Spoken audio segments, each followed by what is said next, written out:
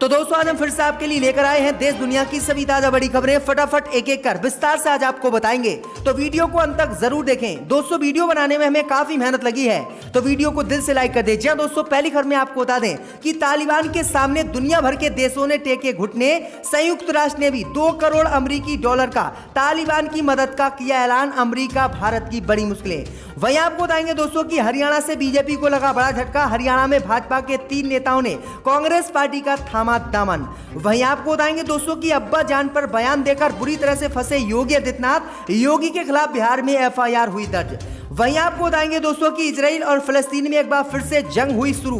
Gaza पट्टी से Israel पर दागे गए रॉकेट, बुरी तरह से घबराए इजरायली। वहीं आपको बताएंगे दोस्तों कि कृषि कानून को लेकर पंजाब के मुख्यमंत्री ने किया बड़ा ऐलान। कहा पंजाब में किसान आंदोलन से हो रहा है हमें नुकसान। दिल्ली हरियाणा जाकर किसान ने धरना।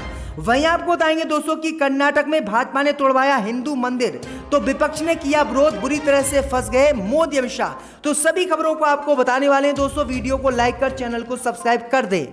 इसी बीच पर तो दोस्तों अगली खबर की ओर। तो तालिबान के सामने दुनिया भर के देशों ने टेके घुटने। संयुक्त राष्ट्र ने 2 करोड़ अमेरिकी डॉलर की मदद का किया ऐलान। जी दोस्तों आपको बता दें ये बड़ी खबर सामने निकल कर आई दोस्तों कि आज दुनिया भर के देशों ने तालिबान के सामने घुटने टेक दिए हैं और तालिबान की सरकार को मान्यता और आर्थिक मदद देने के लिए दुनिया भर के देश तैयार हो गए हैं। दरअसल आपको बता दें कि बीते 1 महीने पहले ही तालिबान ने अफगानिस्तान पर कब्जा किया था। उसके बाद दुनिया भर के देश तालिबानी सरकार को ना तो मान्यता दे रहे थे और ना ही उसका समर्थन कर रहे थे। इस बीच खबर सामने निकल कर आई दोस्तों कि तालिबान पीछे नहीं हटा और तालिबान लगातार अफगानिस्तान के प्रांतों पर कब्जा करता चला गया। इस बीच खबर सामने निकल कर आई दोस्तों कि चीन, पाकिस्तान और रूस ने अभी तक तालिबान की सरकार को मान्यता दी है, लेकिन अभी तक अन्य किसी देश ने तालिबान को मान्यता नहीं दी।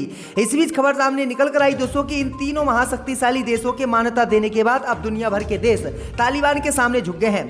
आपको बता दें कि अफगानिस्तान की मदद के लिए अब संयुक्त राष्ट्र अमेरिका आगे आया है और संयुक्त राष्ट्र ने 2 करोड़ अमेरिकी डॉलर मदद का ऐलान अफगानिस्तान में तालिबान के लिए कर दिया है। तो ये बड़ी अपडेट आई दोस्तों कि दुनिया भर के देश अब तालिबान के सामने झुक गए और मदद अब दे रहे हैं। इसी बीच पर तो दोस्तों अगली खबर की ओर। तो हरियाणा में भाजपा को लगा बड़ा झटका। हरियाणा में 3 बीजेपी नेता कांग्रेस में हुए शामिल। जी दोस्तों आपको बता दें कि किसान आंदोलन को लेकर हरियाणा में आज भाजपा को बड़ा झटका लगा है। हरियाणा में भाजपा और इंडियन नेशनल लोक दल के 3 बड़े नेता कांग्रेस पार्टी में शामिल हो गए हैं और बीजेपी से और इंडियन नेशनल लोक दल से इन नेताओं ने इस्तीफा दे दिया है। मैं आपको बता दें कि हरियाणा प्रदेश कांग्रेस कमेटी की अध्यक्ष कुमारी सैलजा और प्रदेश प्रभारी विवेक बंसल की मौजूदगी में इन भाजपा नेताओं ने कांग्रेस पार्टी की सदस्यता ली है। तो ये बड़ी अपडेट आई दोस्तों कि भाजपा को लगातार अब झटके हरियाणा पंजाब में लग रहे हैं। इसी बीच पर तो दोस्तों अगली खबर की ओर। तो अब्बा जान पर बयान देकर बुरी तरह से फंसे योगी आदित्यनाथ। बिहार में योगी के खिलाफ एफआईआर हुई दर्ज। जी दोस्तों आपको बता दें ये बड़ी खबर सामने निकल कर आई दोस्तों कि बीते दिनों उत्तर प्रदेश के मुख्यमंत्री योगी आदित्यनाथ ने अब्बा जान को लेकर एक विवादित बयान यूपी में दिया था। अब इसी बयान को लेकर उत्तर प्रदेश के मुख्यमंत्री फंस गए हैं और मुख्यमंत्री योगी आदित्यनाथ पर बिहार में इसी बयान को लेकर एफआईआर दर्ज हो गई है। दरअसल आपको बता दें कि बीते दिनों कुशीनगर में उत्तर प्रदेश के मुख्यमंत्री योगी आदित्यनाथ ने एक बयान दिया था। इसमें कहा था कि 2017 से पहले जो गरीबों को अब राशन मिलता है ये पहले भी आता था, लेकिन अब्बा जान कहने वाले यूपी के लोग इसे खा जाते थे और गरीबों को ये राशन नहीं मिलता था। लेकिन आज किसी में हिम्मत नहीं है जो गरीबों का राशन खा ले। इसी को लेकर बिहार में एक सोशल वर्कर ने योगी आदित्यनाथ पर मुसलमानों के खिलाफ विवादित बयान देने और प्रदेश में जो है हिंदू मुस्लिम की भावनाओं को आहत पहुंचाने के मामले में योगी पर एफआईआर दर्ज की है। तमन्ना हाशमी ने आरोप लगाया है कि योगी आदित्यनाथ ने जो बयान अब्बा जान को लेकर दिया है उससे मुस्लिम समुदाय को अपमानित किया गया है। इसलिए योगी आदित्यनाथ पर एफआईआर दर्ज होनी चाहिए और इन्हें जेल में डाला जाना चाहिए क्योंकि ये उत्तर प्रदेश में दंगे भड़का सकते हैं। तो ये बड़ी अपडेट आई दोस्तों कि योगी अब्बा जान पर बयान देकर बुरी तरह से फंस गया। बिहार में केस दर्ज हो गया है। इसी बीच पर तो दोस्तों अगली खबर की ओर। तो पंजाब के मुख्यमंत्री ने किसानों से की अपील। पंजाब में आपके प्रदर्शन से हो रहा है नुकसान, दिल्ली हरियाणा जाकर दे धरना।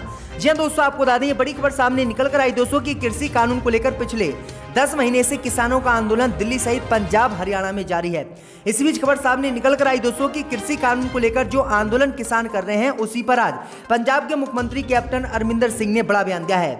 उन्होंने कहा है कि जो किसान पंजाब में धरना दे रहे हैं कृषि कानून के खिलाफ, उनके धरने से पंजाब में लोगों को नुकसान हो रहा है। इसलिए जो पंजाब में किसान धरना दे रहे हैं वह पंजाब की जगह दिल्ली और हरियाणा जाकर किसान आंदोलन के समर्थन में प्रदर्शन करें और बीजेपी सरकार से तीनों कृषि कानून को खत्म करवाएं। उन्होंने कहा है कि पंजाब में 113 स्थानों पर किसानों का आंदोलन चल रहा है। इस आंदोलन के चलते आर्थिक स्थिति पर लोगों की असर पड़ रहा है और काफी नुकसान पंजाब की सरकार को किसान आंदोलन से हो रहा है। इसलिए किसान पंजाब में धरना खत्म कर दिल्ली और हरियाणा में जाकर धरना दें। तो ये बड़ी अपडेट आई दोस्तों कि पंजाब के मुख्यमंत्री कैप्टन अमरिंदर सिंह ने ये बड़ी अपील लोगों से की है। इसी बीच पर तो दोस्तों अगली खबर की ओर तो इजराइल फिलिस्तीन में एक बार फिर से छिड़ा जंग।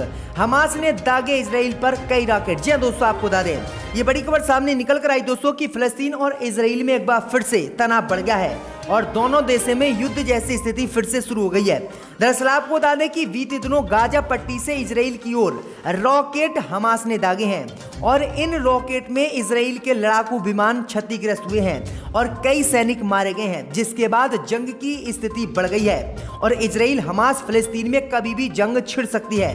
दरअसल आपको बता दें कि इस हमले के बाद इजराइल ने अपने लड़ाकू विमानों से हमास और फिलिस्तीन पर बम बरसाए हैं, जिसके बाद तनाव बढ़ गया है। अभी बीते 7 महीने पहले ही इजराइल और हमास सहित फिलिस्तीन में जंग हुई थी। तो ये बड़ी अपडेट आई दोस्तों कि एक बार फिर से तनाव इन दोनों देशों में बढ़ गया है। इसी बीच पर तो दोस्तों अगली खबर की ओर तो कर्नाटक में भाजपा ने तोड़वाया हिंदू मंदिर, लोगों में भारी गुस्सा, मोदी अमित शाह की बड़ी मुश्किलें।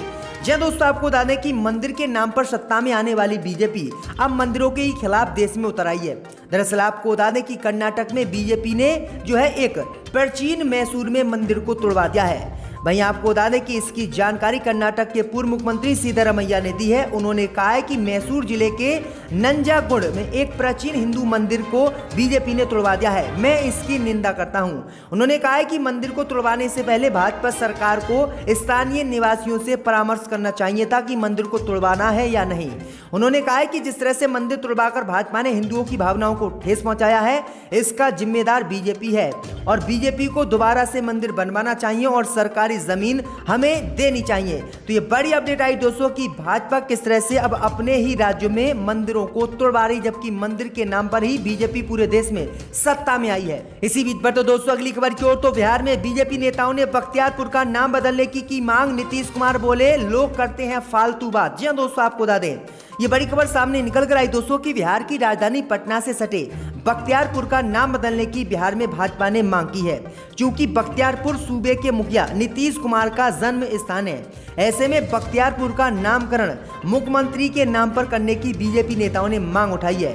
सोमवार को जब नीतीश कुमार को इस संबंध में पूछा गया तो उन्होंने कहा कि ये सब बेमतलब की बातें, ये फालतू बात है, लोग बिना मतलब की बात करते हैं। ये मेरा जन्म स्थान है और इससे किसी को कोई परेशानी नहीं होनी चाहिए। बख्तियारपुर का नाम नहीं बदला जाएगा। तो ये बड़ी अपडेट आई दोस्तों कि नीतीश कुमार ने भाजपा नेताओं की मांग पर पानी फेर दिया और फटकार लगा दी। इसी बीच पर तो दोस्तों अगली खबर की ओर तो योगी के अब्बा जान वाले बयान पर बुरी तरह से भड़के ओवैसी दे दी तीखी प्रतिक्रिया। जी दोस्तों आपको बता दें कि उत्तर प्रदेश के मुख्यमंत्री योगी आदित्यनाथ के अब्बा जान वाले बयान पर असदुद्दीन ओवैसी बुरी तरह से भड़क गए हैं और ओवैसी ने ये बड़ी प्रतिक्रिया अब इसी बयान को लेकर दी है। असदुद्दीन ओवैसी ने कहा कि उत्तर प्रदेश में योगी आदित्यनाथ तुष्टीकरण की राजनीति कर रहे हैं। उन्होंने कहा कि यूपी के मुसलमानों की साक्षरता दर सबसे कम है, मुस्लिम बच्चों का ड्रॉप आउट रेट सबसे ज्यादा यूपी में है, मुस्लिम इलाकों में स्कूल कॉलेज भी नहीं है। उन्होंने कहा कि मुसलमानों के विकास के लिए केंद्र की मोदी सरकार ने योगी आदित्यनाथ की बाबा सरकार को 16,207 लाख रुपए दिए थे, लेकिन बाबा ने उत्तर प्रदेश में 16,000 की जगह 1602 लाख रुपए ही खर्च किए हैं। और योगी आदित्यनाथ अब मुसलमानों पर आरोप लगा रहे हैं कि वह गरीबों का राशन खा जाते हैं। उन्होंने कहा कि योगी आदित्यनाथ को जब केंद्र सरकार इतना रुपया उत्तर प्रदेश में मुसलमानों पर खर्च उनके विकास के लिए देती है तो योगी आदित्यनाथ आखिरकार उनका विकास क्यों नहीं करते हैं? क्या योगी को मुसलमानों से परेशानी है? तो ये बड़ा बयान ओवैसी ने दिया है, जिसके बाद योगी की मुश्किलें बढ़ गई। योगी पर इस मामले को लेकर बिहार में एफआईआर भी दर्ज हो गई है। इसी बीच पर तो दोस्तों अगली खबर की ओर तो विरोध करने के बाद अब तालिबान की गोद में जा बैठे मोदी अमित शाह अफगान के साथ। मोदी ने कहा हमारी है अच्छी दोस्ती। जी दोस्तों आपको बता दें ये बड़ी खबर सामने निकल कर आई दोस्तों कि बीते दिनों अफगानिस्तान पर तालिबान ने कब्जा कर लिया। तालिबान के कब्जे के बाद भाजपा के नेता लगातार तालिबान को आतंकी संगठन बता रहे थे और उसकी बुराई कर रहे थे।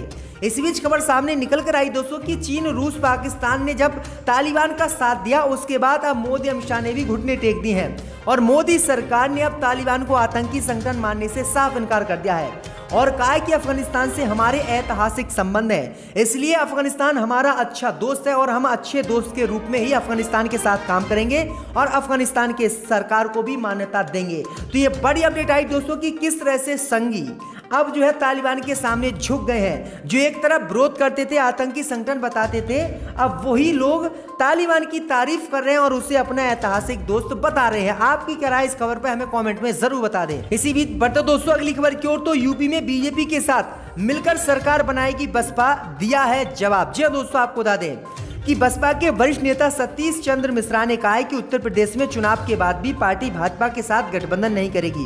उन्होंने कहा है कि बसपा स्पष्ट बहुमत के साथ प्रदेश में सरकार बनाएगी।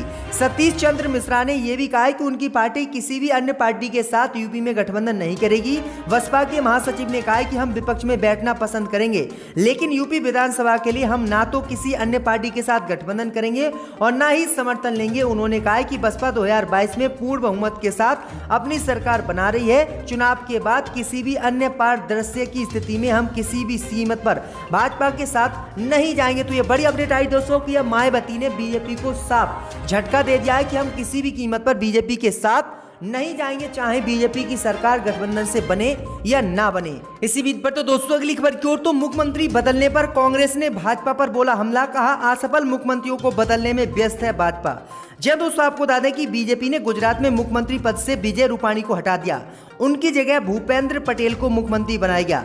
विजय रूपाणी पिछले 6 महीनों में हटाए जाने वाले बीजेपी के चौथे मुख्यमंत्री बन गए हैं। गुजरात में अगले साल विधानसभा चुनाव है, माना जा रहा है कि शीर्ष नेतृत्व ने इसी के चलते मुख्यमंत्री को बदला है। इस कदम के बाद कांग्रेस ने बीजेपी पर निशाना साधा है। कांग्रेस के वरिष्ठ नेता एवं पूर्व केंद्रीय मंत्री पी चिदम्बरम विजय रूपाणी को अचानक हटाने को लेकर भारतीय जनता पार्टी पर चुटकी है। पहली बार विधायक बने भूपेंद्र पटेल को मुख्यमंत्री बनाए जाने पर पूर्व केंद्रीय मंत्री पी चिदम्बरम ने कहा है कि भाजपा अपने नाकाम मुख्यमंत्रियों को हटाने में व्यस्त है।